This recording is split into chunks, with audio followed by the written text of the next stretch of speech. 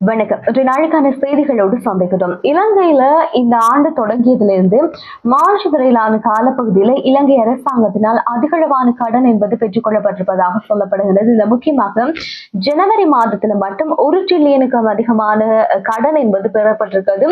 இது இலங்கையினுடைய மத்திய வங்கியில் இருக்கின்ற திரைசேரி உண்டியல் மற்றும் முறிகளை பயன்படுத்தித்தான் இது பெற்றுக் கொள்ளப்பட்டிருப்பதாக மத்திய வங்கியினுடைய தரவுகள் சொல்கின்றது. பிப்ரவரி மாதத்தில் மட்டும் 75,000 மில்லியன் ரூபாய் என்பது அரசாங்கம் கடனாக பெற்றிருக்கிறது.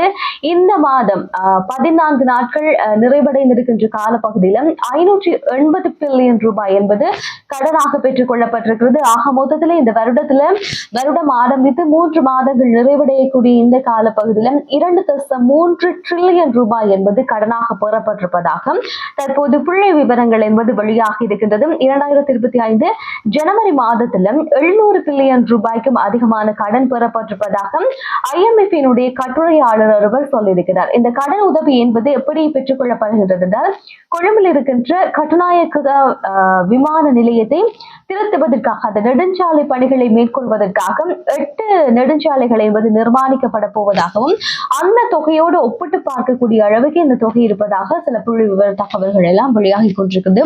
எவ்வாறாக இருந்தாலும் சென்ற கால ஆட்சியாளர்களும் இலங்கையில கடன் வாங்கித்தான் இலங்கையில் இருக்கக்கூடிய பல விஷயங்களை நிவர்த்தி செய்து கொண்டிருந்தார்கள்.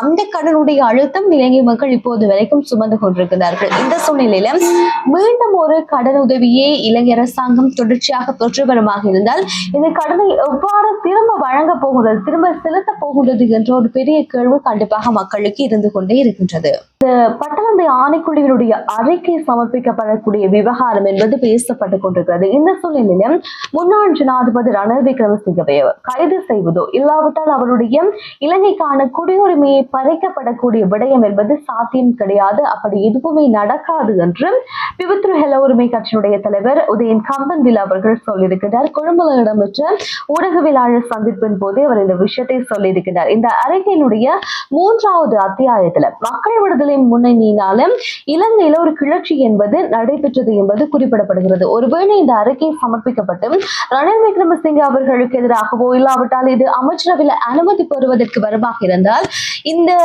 மக்கள் விடுதலை முன்னணியினால கிளர்ச்சி என்பது நாட்டில் இடம்பெற்றது என்பதை அவர்கள் ஏற்றுக்கொள்ள வேண்டிய ஒரு சூழ்நிலை என்பது உருவாகும் என்பது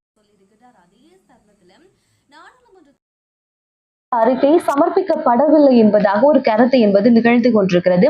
இதுக்கு அமைச்சர் விஜயபால மெண்டிஸ் அவர்கள் 2001ஆம் ஆண்டு மார்ச் மாதம் 29ஆம் தேதி இந்த பட்டளந்தை அறிக்கையை சபையில முன்வைத்திருக்கிறார். அவ்வாறு எதுவுமே நடக்கவில்லை என்று சொல்பவர்கள் 2001ஆம் ஆண்டுக்கான மார்ச் மாதம் 29ஆம் தேதிக்கான ஹன்சாட்டை எடுத்துக்கொண்டார். அந்த ஹன்சாட்டினுடைய 1581வது பக்கத்தை எடுத்து பார்ப்பார்களாக இருந்தால் அதற்கான சாட்சியத்தை அவர்கள் அறிந்து கொள்ள முடியும் என்பதாகவும்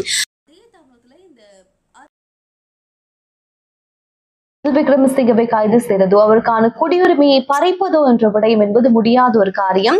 இந்த 48ஆம் ஆண்டு ஒரு விசாரணை ஆணைக்குழு என்பது சட்டத்தின் கீழ்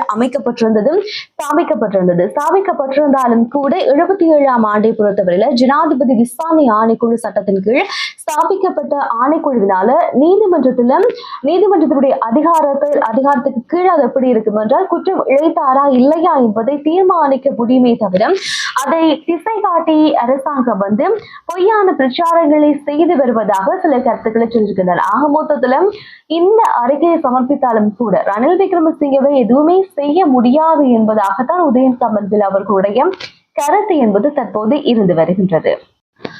இலங்கையை பொறுத்தவரையில தமிழ் மக்களுக்கு எதிராக அதுவும் இலங்கை ராணுவத்தினால் முன்னெடுக்கப்பட்டிருக்கின்ற அந்த அநியாயங்களுக்கு எப்படி தீர்வு கிடைக்காமல் போனதோ அதே போலதான் அனுராதபுர வைத்தியருக்கான தீர்வும் இருப்பதாக இலங்கையில முக்கியமாக யாழ்ப்பாண தீவக பெண்களுக்கான வலையமைப்பினுடைய இணைப்பாளர் ஹம்சிகா ராஜ்குமார் அவர்கள் சொல்லியிருக்கின்றார். அனுராதபுரத்துல முன்னாள் ராணுவ வீரர் ஒருவர் வைத்தியர் ஒருவரை பாலியல் துஷ்பிரயோகம் செய்திருக்கின்ற விஷயம் என்பது பரபரப்பாக வழியாகி அவர் கைது செய்யப்பட்டு விசாரணைகள் என்பது முன்னெடுக்கப்படுகிறது. இந்த சூழ்நிலையில அந்த ஊடக சந்திப்பு ஒன்றை அவர்கள் நடத்தியிருந்தார்கள். அதுல சொன்ன விஷயம் என்பது இந்த இலங்கையை பொறுத்தவரையில பிரதமர் பெண் பிரதமருடைய ஆட்சியின் கீழே இருக்கின்ற ஒரு நாடாக இருக்கிறது. அதே தருணம் மகளிர் தினத்தை சிறப்பாக கொண்டாடி இருக்கின்ற இந்த காலப்பகுதியில தான் ஒரு பெண் வைத்தியருக்கு எதிராக பாலியல் துஷ்பிரயோகம் என்பது இடம்பெற்றிருக்கிறது.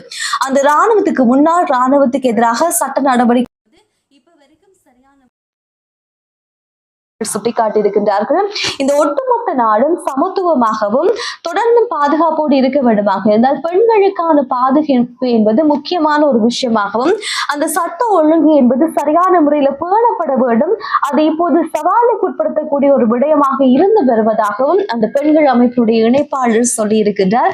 எப்படி இருந்தாலும் இலங்கையில மட்டும் கிடையாது, உலகளாவிய ரீதியில பெண்களுக்காக இடம்பெறுகின்றபடியான பாலியல் துஷ்பிரயோகங்கள் என்பது சில காலங்களாக அதிகரித்துக் கொண்டே இருக்கின்றது. அதற்கான தகுந்த தண்டனைகள் என்பது கிடைக்காது, கொடுக்கப்படாமல் இருப்பதும் இதற்கு ஒரு காரணமாக நம்பப்பட்டு வருகின்றது. முக்கியமாக அந்த மருத்துவருடைய விடயம் சார்ந்து பல செய்திகளை நீங்க அவதானித்திருப்பீர்கள். மருத்துவ விடுதியில் இந்த சம்பவம் நடைபெறுமாக இருந்தால் ஏனைய பிரதேசங்களில் இருக்கக்கூடிய பெண்களுக்கு எந்தளவு பாதுகாப்பு, அதே நேரம் முன்னாள் இராணுவத்தில் இருந்து வெளியேறி இருக்கின்ற பல பேர் தான் இலங்கையில் நடைபெறுகின்ற குற்றத்தினுடைய பின்னணியில முக்கியமான நபர்களாக இருந்து வருகின்றார்கள் என்பது பாதுகாப்பு துறையிலிருந்து பணியாற்றி வெளியேறி இருக்கக்கூடியவர்கள் மீது மக்களுக்கு ஏற்படுகின்ற அச்சங்களையும் அதிகமாக அவதானிக்க முடிகின்றது. எனவே இது பெற்றிருக்கின்ற உடைய கருத்துக்கள் இருக்குமாக இருந்தால் மறக்காம கமெண்ட்ல சொல்லுங்க. நாளை நாள் செய்திகளோடு சந்திக்கலாம். நன்றி, வணக்கம்.